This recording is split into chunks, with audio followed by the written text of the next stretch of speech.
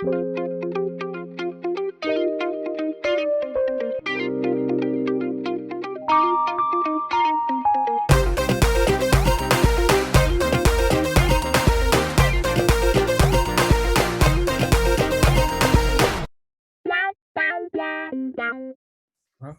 everyone, and welcome to Chai-Side Chat Season 2. This is an exclusive interdisciplinary talk show featuring interviews with folks about creativity, the arts, healing, personal growth, spirituality, identity, and mental emotional well-being, among many other things. I am your host, Aishwarya, and my guests for today are pioneers when it comes to the genre of electronic Bhakti music. As a composer and vocalist duo, these two artists have seamlessly blended various styles of music along with storytelling to create uplifting and meaningful spiritual experiences for audiences during live performances.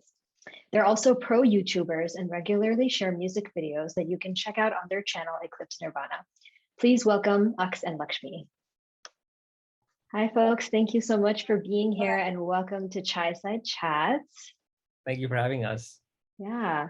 So like I mentioned in my intro, and I think folks who are familiar with your work may already know that you both are pioneers in electronic Bhakti music. So I wanted to begin by asking, what does Bhakti mean to you?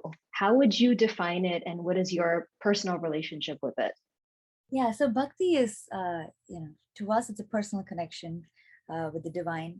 It comes from the root bhaj. So there's sharing, participation, involved in the root, the word itself. And our iteration of Bhakti involves that too. It's something that's deeply personal, but it's also something that's communal in terms of sharing in the community, and it's an experience that we try to create for everyone together at large.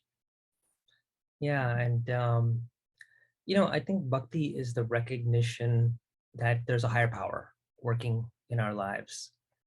And that it's a nice reminder for us from time to time to step back and say that everything that we're doing is not purely because of our own effort. There's some higher power that's responsible for both our actions and everything that's happening in the world. And it's wonderful to be doing music specifically with regard to Bhakti, because you get reminded often. So for example, if you're stuck in a creative block, right, you realize that it's not because of your own efforts that the creativity flows. There's some other unseen force which is working through everybody. So that way it's a beautiful combination to be able to do music specifically when it comes to Bhakti, because when it flows, you're reminded of the creator's presence. When it doesn't flow, you're reminded even more of the creator's presence. So both ways, I think it's the best of both worlds. Yeah, totally. It sounds like there's definitely an element of trust that has to be there. Trust in the process, trust in the universe, the divine, God, whatever you want to call it. I think that seems kind of to be the underlying sort of theme of Bhakti that you guys were talking about. And, given that devotional music is kind of by definition very spiritual, and of course, both of you immerse yourselves in learning about stories and lives and spiritual practices of many of the Bhakti poet saints from different centuries. I'm curious to hear if you have your own personal spiritual practice or certain rituals that keep you grounded or let you kind of connect to your authentic self as artists and also as human beings. Sure. I think meditation is a great practice that helps to constantly feel connected. The practice of music itself is, in a way, mindfulness. When you sit down to do some sadhana, whether you're holding sa, say, for 15 minutes or something like that, that in itself becomes a form of meditation. So that way, it's very fulfilling to be in the creative process, because that process, inherent in that, is this idea of a spiritual practice. So in a way, the creation of the music and the practice of spirituality are not two separate things. It becomes a one and the same. So that way, it's a big advantage to be engaged in an art form which lends itself to that state of mind. Yeah, and personally, I love to listen, whether it's listening to stotras like Vishnu Sahasranamam, or to bhajans, to say Kandashashti Kavacham, or even Harikatha. So just listening, I think, is one of the practices that I try to make sure I do in my daily life. In addition, just singing your heart out, not only in front of the mic or in front of the camera sometimes, but also just on a personal level, just singing in front of the Lord, singing in front of our baby, singing in the shower. I think all of this is therapeutic on a personal level to us. Yeah. It sounds like music was really that like first spiritual connection also that you had to your own kind of beliefs and your own, I guess, sense of how you see the world. So this is a question that it wasn't on my list, but I wanted to ask anyway, which is thinking about your journey in music so far. Like, when was that moment when you knew that this is something that's going to be with you for the rest of your life or for a longer period of time? Because I think a lot of people who learn music or who are learning any kind of art, it usually starts off as maybe like parents are kind of enrolling their kids in these classes or whatever it is. But then there often comes a moment for people who are serious about it where there's that internal kind of transformation that happens, or that realization of like, okay, this is something that I want to pursue. So I'd love to hear just kind of both of your journeys or kind of moments of realization of when that happened. Yeah, for sure. I would say that it happened somewhat gradually, at a very subtle level, where I didn't even realize that music was going to become the one thing that I wanted to spend the rest of my life doing.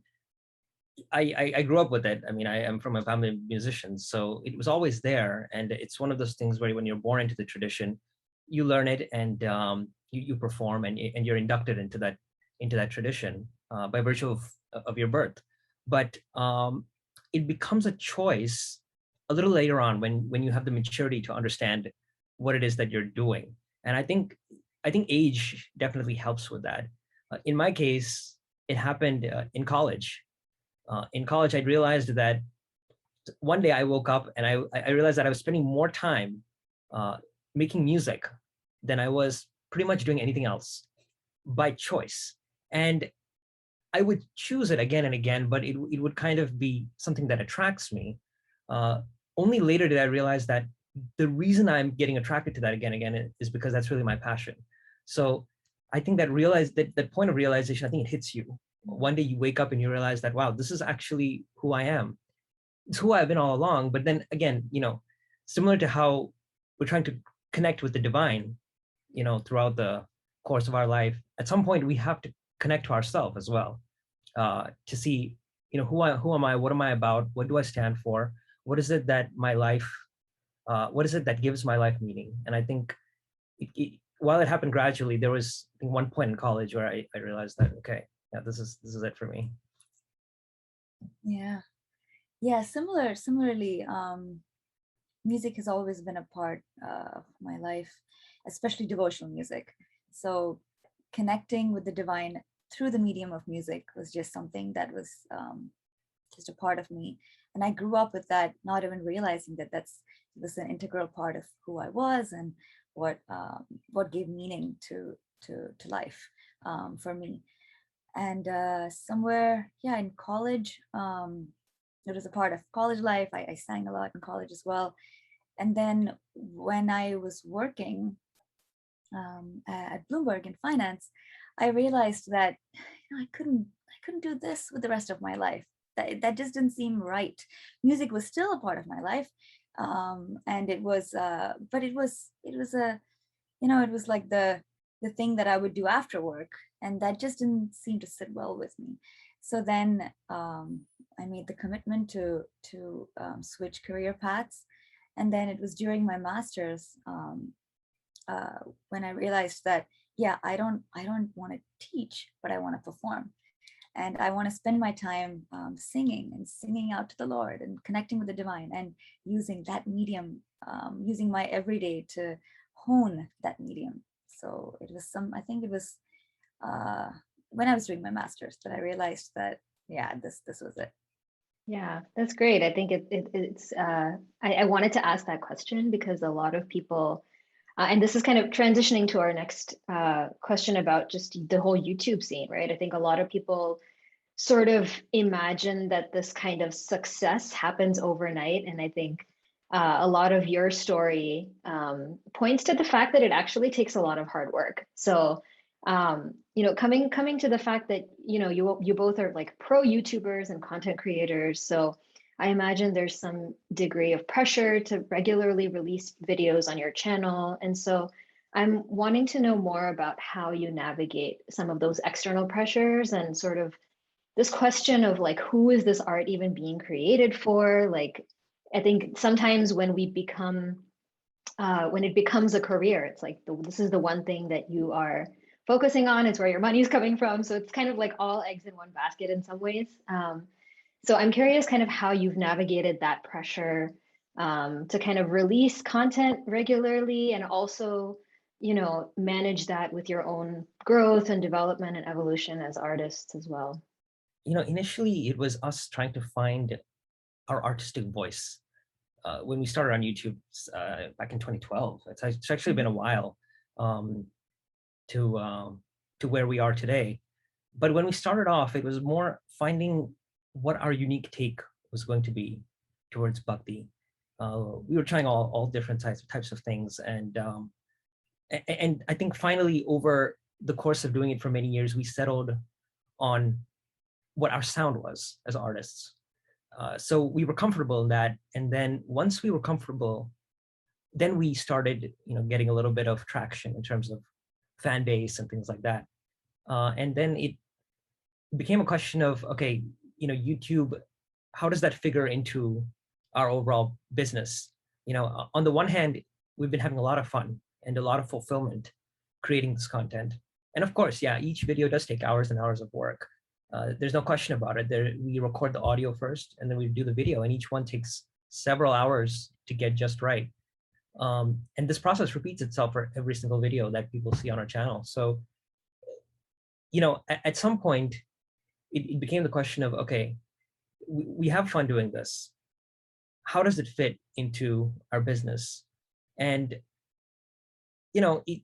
what happened was it kind of naturally started generating income for us and generating buzz in a way that those considerations only came into the picture much later when we were determining whether, okay, how many videos per month do we do? What can we do in a way where we're satisfied with the quality of what we're putting out versus what we feel that YouTube as a platform or say other creators were doing. I mean, there are people on YouTube who release, 4 videos a month. And that's incredibly amazing because each video takes pretty much a week or more to produce. And that's after many years of doing it. So, the question then became, do we want to put out more and more content, or do we want to kind of say, okay, this is how much, commit to this is what we're going to do per month, and say that every song is going to have 150% of what we can give. And so what ended up happening was we chose the latter path, which is let's give 150% to every song. Let's not focus on making sure that, oh yeah, X number of videos come out a year. With God's grace, we're able to do that, but I think that's not the goal. I think the goal is to give 150% to every song. So maybe that takes a week, maybe that takes 2 weeks, and each song is different. Each one has its own kind of destiny. It has its own life as to how it comes into being. So that's the thing. I mean, I think that the pressure to create is there. It's actually caused partly by the platform, the fact that YouTube rewards you for uploading regularly. That's part of it. But I think the other part is that we get a lot of love from the fans, and it becomes a high that we want to produce content. So it's kind of steering more towards connecting with the fans and making sure that we feel the Bhakti in everything that we do. So we steered more towards that direction as opposed to being influenced necessarily by YouTube or by metrics in terms of, yeah, you have to keep releasing regularly. So that's kind of those are the two ways to think about it. But I think we've been on the right side of that so far. Yeah, I think what you were really speaking to is just like your own intentionality in the whole process, right? Like, as opposed to choosing the path of just like churning out videos like every single week or however often. I'm really hearing that you put a lot of thought and love and intention into everything that you're sharing. And kind of on that note of intentionality, I wanted us to switch gears a little bit and talk about collaborations, because I know that both of you have collaborated a lot with many different organizations and groups kind of all over the world. And so one of the questions I have is, when you are collaborating with faith-based organizations, I'm wondering if you could talk more about your process of choosing who to work with or who to reach out to for performances or for projects. And I'm also curious about kind of the extent to which that organization's like value systems also impact your own decision to pursue a particular opportunity or project with them. Yeah, that's a great question. We've been very fortunate to have wonderful collaborators over the years, and people and organizations with whom we have really seen eye to eye, just on so many levels. An example that first comes to mind is, of course, the Chinmaya Mission. And this is an organization we've both grown up with, and we really value the teachings that we've gotten from the Chinmaya Mission, from Puji Gurudev Swami Chinmayananda, and to collaborate and to give back in any small way we can to such organizations. It's been a real pleasure and an honor. Another organization that we have loved working with is the Himalayan Academy, for whom we've done several educational insights for their magazine Hinduism Today. And also we have done a whole set of history songs in English. And so collaborating with the monks at the Himalayan Academy has been an incredible process for both of us. We've learned a lot. We have grown a lot collaborating with them. And so, yeah, when the values match, when the value systems match on multiple levels, and when it goes, the friendship, the spiritual friendship just goes beyond the project in hand. It's fulfilling. It's deeply fulfilling in many ways. Yeah, I'm wondering if you could share a little bit more like details about what some of those values might be. I know it's like sometimes it's hard to articulate because I imagine a lot of it is just kind of overall vibe that you're getting from them. But just if you had to give like a few examples of maybe specific things that you keep in mind or that you're looking for in terms of that collaboration and that connection. I think an example that comes to mind immediately is, regarding the collaboration with Himalayan Academy, the monks, as Lakshmi mentioned. The history project, the history songs that we did for them, each one, as I mentioned before, when we do our YouTube videos, we put a lot of thought, and we make sure that every aspect of it is as perfect as it can be. And the idea that sometimes that takes time. You can have a timeline, but sometimes the timeline needs to be expanded because the work demands that many hours in order to get to a certain level of perfection. That is a value that was shared very closely by them. They also believe in getting it right and taking the appropriate amount of time that's needed to get it right. And because that matched, I think that what we came up with was, it was really fulfilling to all parties. So it's values like that, which it's quite interesting. It is closely intertwined with spirituality and religion. Because in the Bhagavad Gita, we're taught to give our 100%, not expect anything in terms of the results. So it's a very process-based teaching.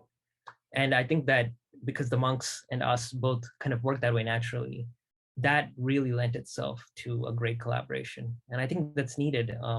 And something like attention to detail, that's a very, it's a very particular thing. Not everybody has it. And it generally works better when both parties in a collaboration do have it, because then you kind of understand, okay, what the other person has in mind and kind of their workflow towards getting to that result. I was thinking of the exact same word, actually. And even with the educational institutions that we have partnered up with, we've had the fortune of performing at Princeton, at Stanford, GTU, and in all these organizations, they've really worked with us to get that level of perfection that both parties really value. Whether it's figuring out the order of events, whether it's figuring out like the amount of time allotted and sticking to that time, Those kind of small things that make a difference when you put a concert together.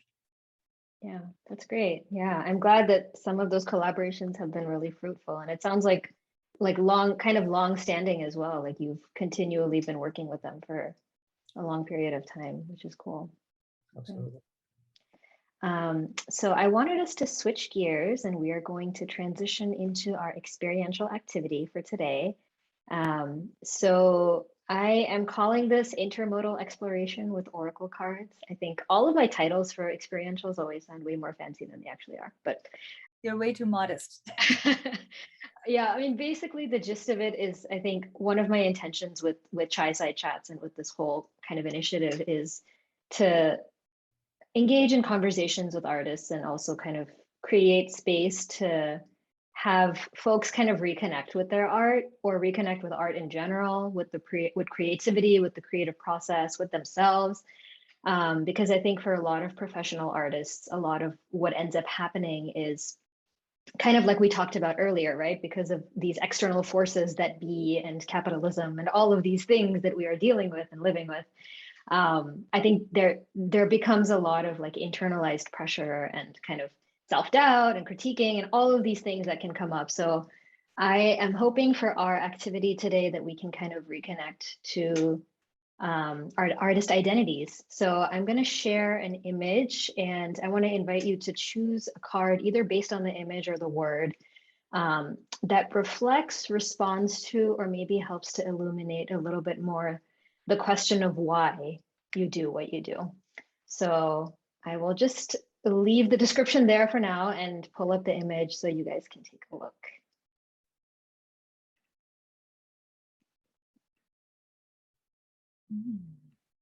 I like this. Enjoying this already.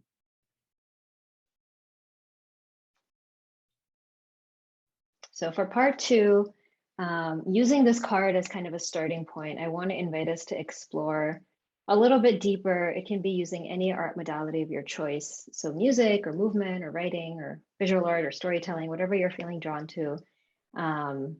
Just kind of use the word or use the image to dig a little deeper into your why question or your why sort of motivation. And as I often say to my guests during these experientials, I think it's really about the process, not necessarily about the product, kind of going in line with a lot of what we've talked about earlier. So yeah, any questions or how does that sound? Sounds good. Yeah, should be fun. Cool.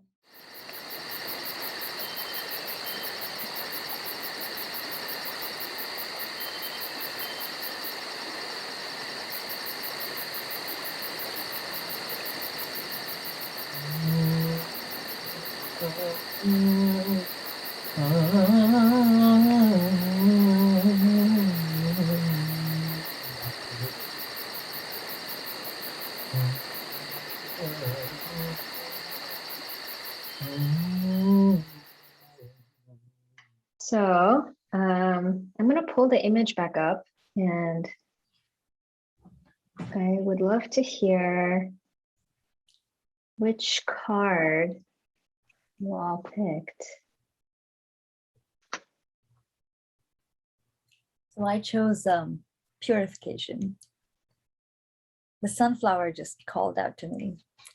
So the image was is what caught my attention first, and then the word as well, because one of the questions that you got us thinking about was, why do you do what you do, in the beginning. And so it just, I think beyond anything else, this is a tool for inner purification, and we're just so fortunate to be able to engage in it as a career as well. So yeah, that was my card. And mine was inner peace. At various points in life, whenever I've felt like there's no stability outside or it's too much happening, music has always been a refuge. It's always been a place of total isolation, where it gives me a great sense of inner peace.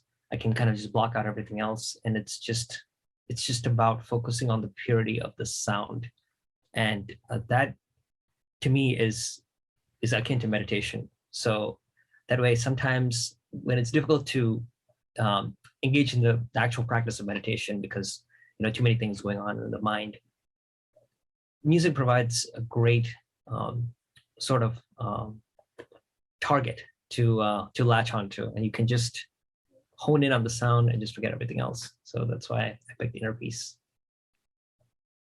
That's awesome. Yeah, so I always do my exercises with my guests. So I also chose a card. And mine was change. I think for me, it was more the image that stood out rather than the word, although I think the word is also important. Yeah, just the image of like a hot air balloon flying in the clouds with the sun in the background. It's very like, vibrant, but also just like the kind of the idea that I was thinking about was constantly discovering new things. So that's sort of what I was working with. But yeah, I'm curious if you took that image or that word, that card, and like explored with a different modality. I know I heard some singing earlier, so would love to hear more about your process with that. Inner peace, when I immediately saw the word, I just I heard a choral movement in my head. So some humming, which kind of represents the it's a looping kind of humming sound. So there's stability there. It keeps the same thing keeps happening over and over again, but it's a stability with a sense of deep peace. Not just stability for the sake of stability, but rather stability from a place of everything is unchanging at a primordial level. So that's what I was hearing in my head. And, I heard a melody line on top of that, which represents the way that each of our lives go. It goes up and down and all over the place, but I think there's a substratum of that stability. So I think it helps to remember that. But that's kind of what my thought process was when coming up with that. For me, purification meant some time with myself, just so I used this as an opportunity to just close my eyes, chant a mantra 54 times, and just kind of reconnect with myself and purify myself for the 5 minutes. And sometimes, the intention is there to do something like this during the day, but the day is busy, and we prioritize getting one more thing done on your to-do list than something like a personal spiritual practice. So this was a beautiful opportunity to reconnect with myself and purify myself a little bit. And we really believe that unless we inculcate that purity and the peace in ourselves, we're not going to be able to instill it into our music and then be able to share it outside. And so when our friends on YouTube share that they feel peace and balance and happiness, it inspires us all the more to make sure that we're living these values in our daily life, so that our music truly represents those beautiful values. Yeah, that's wonderful. That's great. I think you're kind of modeling all of the things that your fans are talking about in their experience of your music, which is probably why they experience that, right? The reason they might sense that inner peace is just because that's also part of what you're radiating through your music. So yeah. Thank you for engaging in this exercise, and thank you so much for being on this episode of Chai Side Chats. It's been so great chatting with you both about, your music and how that's very connected to your spirituality and all of the collaborations and everything that we discussed. So yeah, all the best for, your work, and hopefully you guys can get some live shows again. I know COVID has been really difficult for a lot of artists, so hopefully things are able to bounce back very soon. Thank you. This was such a beautiful opportunity to just pause and reflect and relish just the journey that we have had thus far. So this was great. We really loved it. And the experiential activity is wonderful too. I love those cards. Yay, I'm glad. Yeah, I can post the link for the cards if anyone's interested. If you're watching and you want to know what these cards are, check out the description below. I'll put the link. Very beautiful artwork that was designed and appropriately worded. So grateful to have been able to use that for our activity today. But yeah, thank you both so much for being here again. Thank you. Chai-Sai for having Chat. us. Hello, viewers. I hope you enjoyed this episode of Chai-Sai Chats with Aks and Lakshmi, as well as our experiential exploration with Oracle cards. Please do like, share, and subscribe to the Creativity Awakening YouTube channel for regular updates on our videos. If you would like to get more exclusive sneak peeks into our episodes and the creative process here at Chai-Sai Chats, you can follow our pages on social media, which are linked in the description below. Stay tuned. The next episode for Chai-Sai Chats is coming soon.